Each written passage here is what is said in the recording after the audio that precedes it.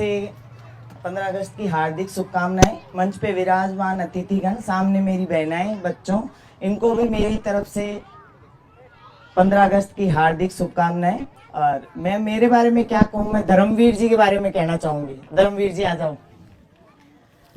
मैं पहली ऐसी महिला हूं जो धर्मवीर जी की फैन हूं। मैं 3 साल से इनको फॉलो कर रही हूं। मैं तो टाइटल तो अभी 6 मंथ से लाई हूं। इनसे मिलने की मेरी बहुत ख्वाहिश थी, और जयपुर में जब इनसे मेरी मुलाकात हुई तब मैं इतना समझ नहीं पाई। मेरे को ऐसे लग रहा था जैसे 50 बच्चे होंगे, 60 बच्चे होंगे। जब मैंने यहाँ देखा तो मुझे सच में इतना अच्छा लगा। जो मैं खो चुकी हूँ वो धर्मवीर जी इन बच्चों को दे रहे हैं। शिक्षा से बड़ा कोई गहना नहीं है, शिक्षा से बड़ा कोई दहेज नहीं है, शिक्षा से बड़ा कोई तोहफा नहीं है। और धर्मवीर जी जो दे रहे हैं वो अनमोल है। उसके लिए मेरे पास कोई शब्द नहीं है। शब्दों से शिक्षा नहीं चलेगी, शब्दों से संस्था नहीं चलेगी। उसके लिए कुछ न कुछ करना पड़ेगा। धर्मवीर जी अभी मेरे से कह रहे थे कि मैम यहाँ आते हैं सब यही बोल के जाते हैं कि मैं इनसे जुड़ा हुआ हूँ, फिर वो बाहर जाके भूल जाते हैं। मैं लाइव बोल रही हूँ, मुझे किसी ने लाइव किया नहीं किया, पर मेरी रिकॉर्डिंग है। मैं आज यहाँ इस प्लेटफॉर्म पे ये वादा करके जाती हूँ कि मैं धर्मवीर जी के साथ जुड़ के हमेशा रहूंगी। मैं पहुंचूं नहीं पहुंचूं, मुझसे जितना होगा मैं 500 से लेके मैं कितना भी डोनेशन मैं इनको दूंगी हर मंथ। ये मेरा वादा है।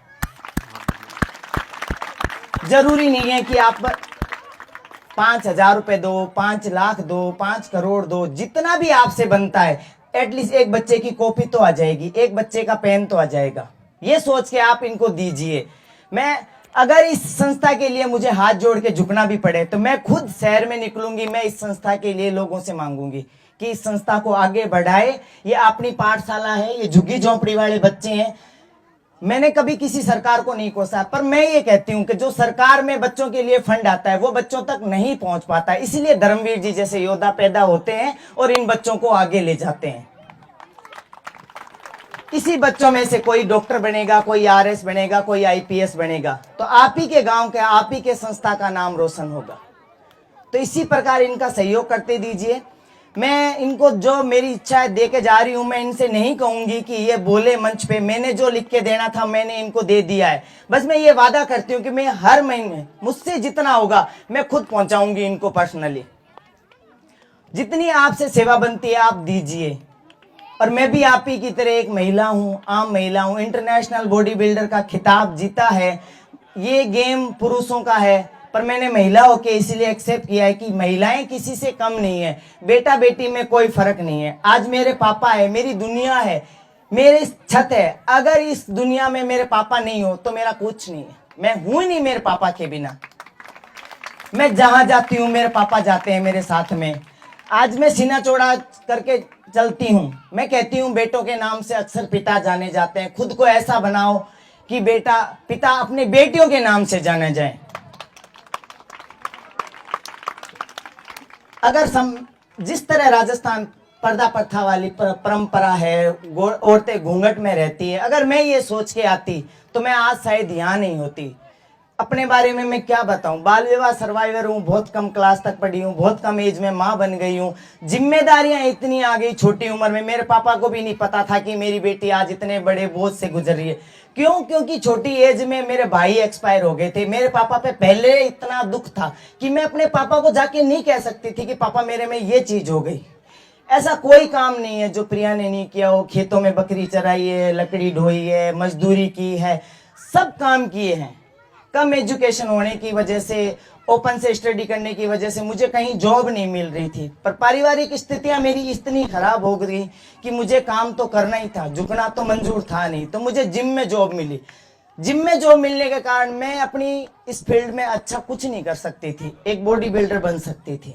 सोचा भी था कि बनूं, 2 बार रास्ते से मुड़ भी गई थी। फिर सोचा और जगह बॉडी बिल्डर है तो राजस्थान में क्यों नहीं है।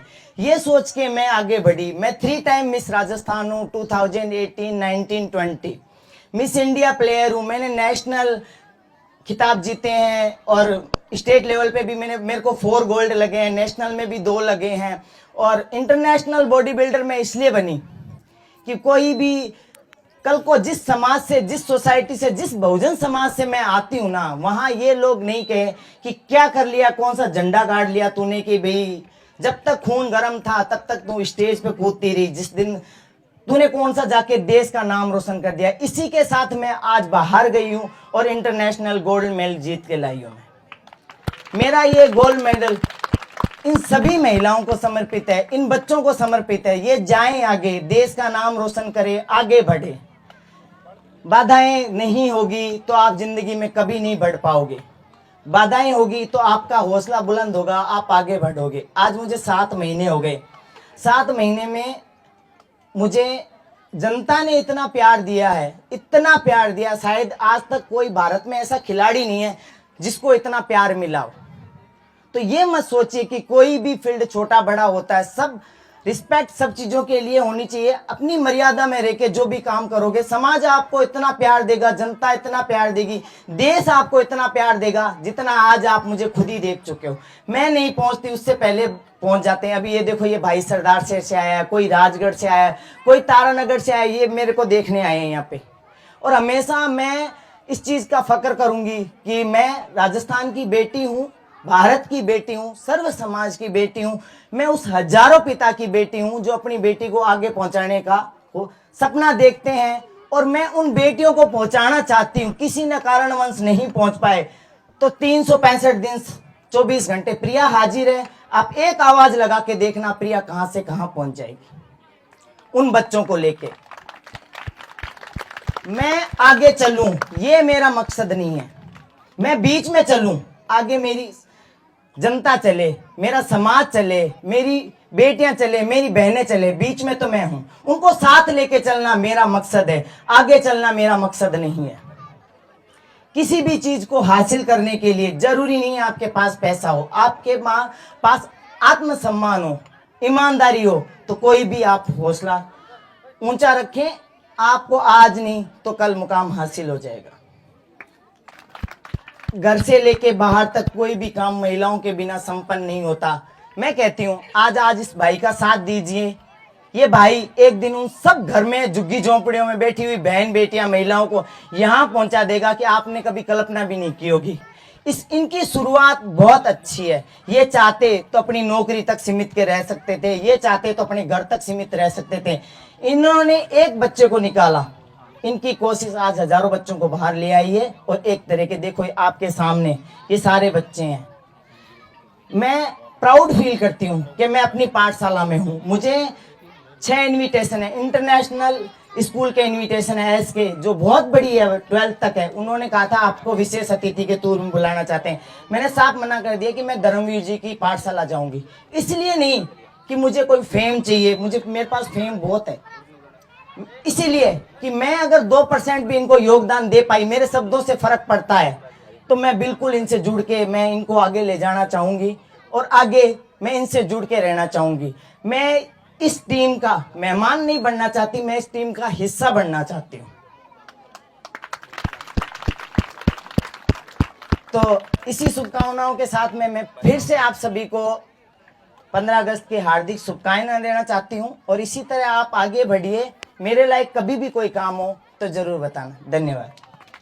बहुत बहुत धन्यवाद प्रिया जी, आप इतनी दूर से चल कर के इन बच्चों के बीच में आए, ये हम सब के लिए गौरवशाली बात है और हम सब आपसे प्रेरणा लेते हैं।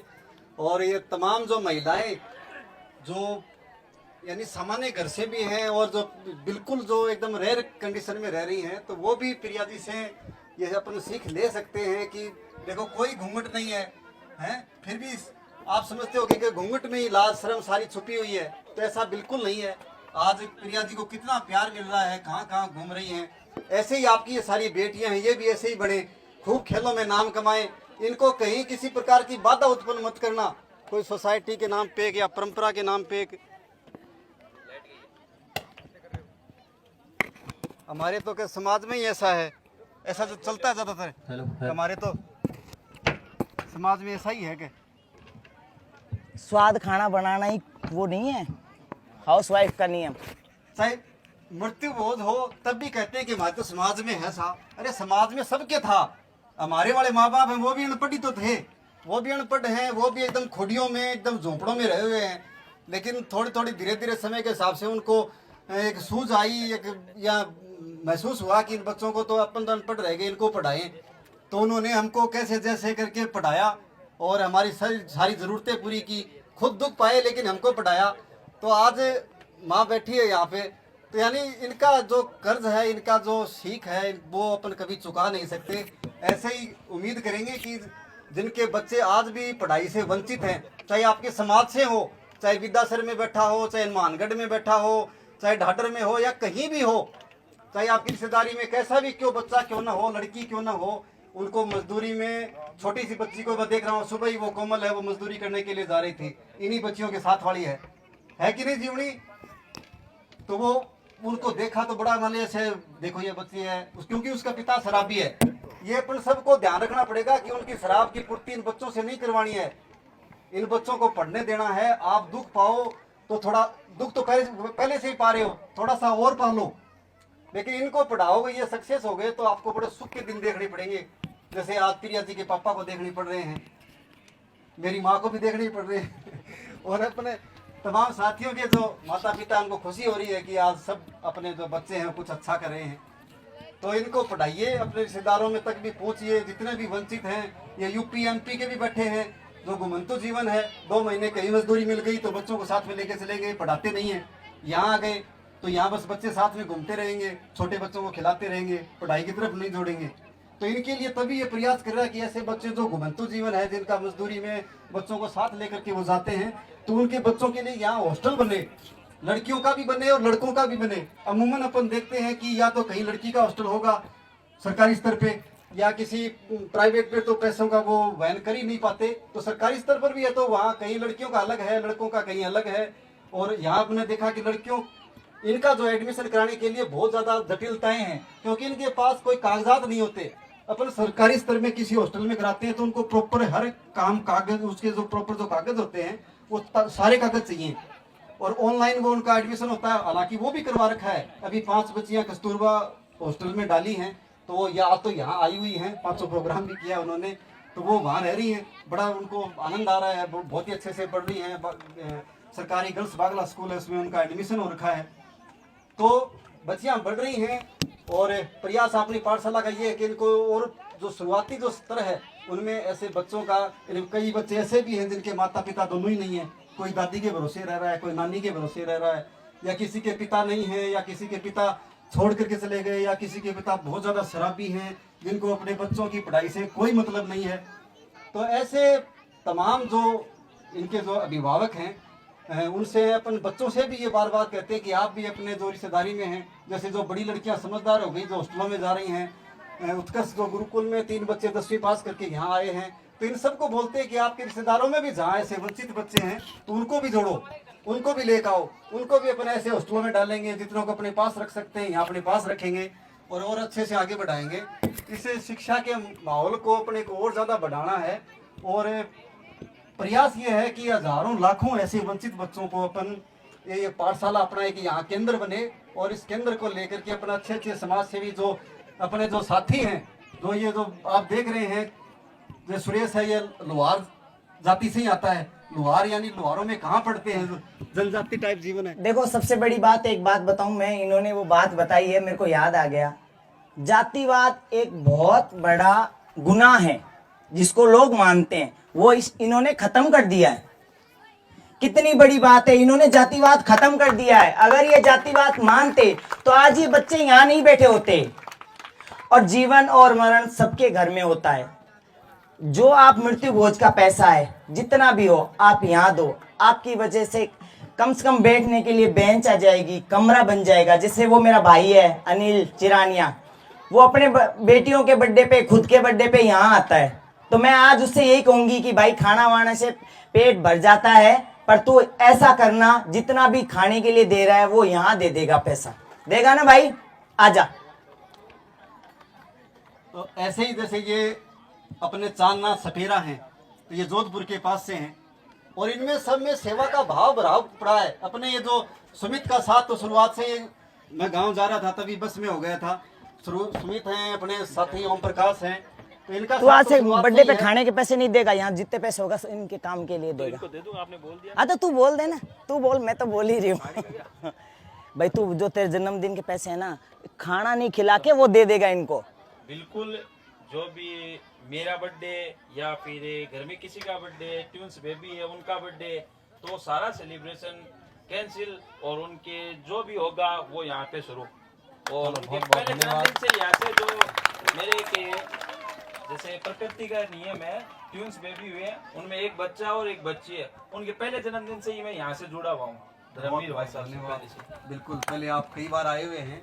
तो आज शुरुआत इन्होंने कर दी है, बाकी चलना तो कदम मिला के कदम आपको ही है। मैं तो आपसे निवेदन कर सकती हूँ, जबरदस्ती किसी के साथ नहीं कर सकते। निवेदन से अगर चीजें हल हो जाती है तो मैं अपने आप को बहुत भाग्यशाली मानूंगी। धन्यवाद। ऐसे ही प्रिया जी अच्छे अच्छे साथियों की टीम बना करके अपना प्रयास है कि ऐसे खूब सारे बच्चों को अपन एजुकेशन से जोड़े और अपना जो साथ है वो यूं ही बना रहे। आपने जो पहले भी कह दिया कि यहाँ जाने के बाद भी आप थोड़ा ये रखना ध्यान में कि अब मैं पाठशाला का एक हिस्सा हूँ और मेरे को यहाँ जयपुर में रहते हुए देखो मेरे ये लगा दिया है कि मेरी रिकॉर्डिंग रिकॉर्ड हो सके, वो हो रही है, तो उस चीज से मना ही नहीं कर सकती मैं। ना बिल्कुल मना नहीं कर सकते। और आप इससे हालातों से गुजरे हैं तो आपको अच्छे से पता है कि ऐसे बच्चों को बाढ़ने में हमें क्या क्या समस्याएं आती हैं और कैसे इनको दूर करना चाहिए। तो वैसा अपन करने का ये जो आगे चल के ये वो जो क्या बोलते हैं वृद्धाश्रम, उसके लिए भी काम करेंगे। वो देखो बोलो। बिल्कुल, समाज में जहाँ जहाँ कुरीतियां हैं, जहाँ जहाँ अपन अच्छापन ला सकते हैं वो हर स्तर पर प्रयास है ना, करेंगे। जरूरी है, वृद्धाश्रम के लिए जरूरी है। बोलो दो शब्द। धर्मवीर जी आगे जाके बच्चों के साथ साथ वृद्धाश्रम पे भी काम करेंगे। जिनके बच्चे पेरेंट्स को वृद्धाश्रम छोड़ जाते हैं उनके लिए एक वृद्धाश्रम बनाएंगे, मैं और धर्मवीर जी मिलकर। ये बिल्कुल प्रयास हर स्तर पर जारी है, चाहे पर्यावरण हो, पौधों का भी ऐसा प्रयास है कि अपन लाखों पौधे लगाएं, वो लगाएंगे।